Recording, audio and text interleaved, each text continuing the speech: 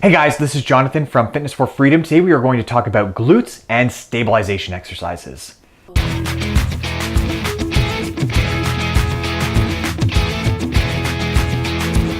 All right, so hip stabilization is sort of one of the most overlooked parts of strength training your glute. But it's really important because anytime you're walking on a slippery surface or anytime you need to change direction really quickly, then you're going to want to be able to use that glute muscle really well. Okay, so we're going to go through some progressive exercises to help train your glute and to make it a little bit more stable. Okay, so the first exercise is the hip abduction. Okay, so you take the ball, so it's about an inch off the floor, and you're going to place your hand against the wall, keeping everything as square as you can. Push the ball into the wall and then relax it and then push it into the wall again. And what you'll notice is that although it's like an abduction exercise, because you're pushing laterally, it's actually your hip on the other side that is going to be working. So you're going to be using this glute to stabilize your hip. Okay, and that's a really challenging and a really good exercise, especially when you're first starting out trying to get your glutes active. Okay, so the next progression up would be a hip bump exercise. So you take the ball, you place it on the middle of your hip. Okay, you're going to put a pretty good pressure on the ball against the wall. Hands against the wall, keep your knee up. Okay, and then you can just hold it, and that'll be hard enough for a lot of people. Or if you want to get your hip a little bit more involved, what you can do is do just a little minor squat and then hold it at the top. And by doing the squat, you have to activate your glute, and by holding it at the top, you're working the stabilization component of that movement.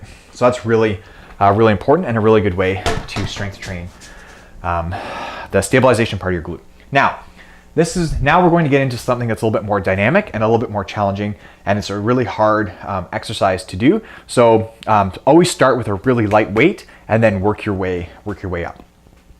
So this is the single leg RDL. Now you can hold a barbell, you can hold two dumbbells, you can hold one dumbbell in either hand.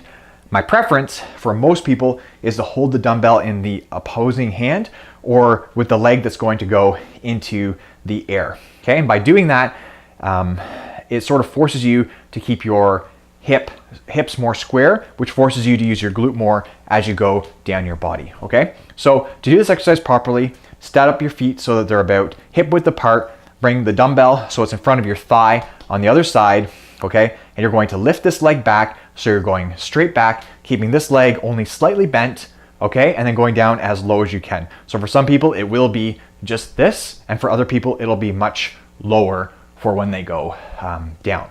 Now, again, most important part of this exercise is pelvis square. The next most important part, actually this is probably really the most important part, is to let the back leg lead. So what I mean by that is let your back leg lead up as you're lifting it up, your upper body will start to naturally come forward. Okay, so what a lot of people do is they have a tendency to do this first and lean forward and then let their leg follow. Like I've talked about in other videos, that is a twisting and spinal flexion, which is a good way to herniate a disc in your back or create a disc bulge, which you're really trying to avoid. So lead with the back leg and let that dictate how far forward you go. And if you can't lift your back leg up anymore, then you don't go any further forward, and that's it. And that's going to be very different for everyone. Okay, so single leg RDLs, very good exercise to improve your hip stabilization. If you enjoyed this video, please subscribe to our YouTube channel because we deliver content just like it every week. If you have any comments or questions about glute stabilization exercises, please leave them in the box below. Take care, and we'll talk to you next time.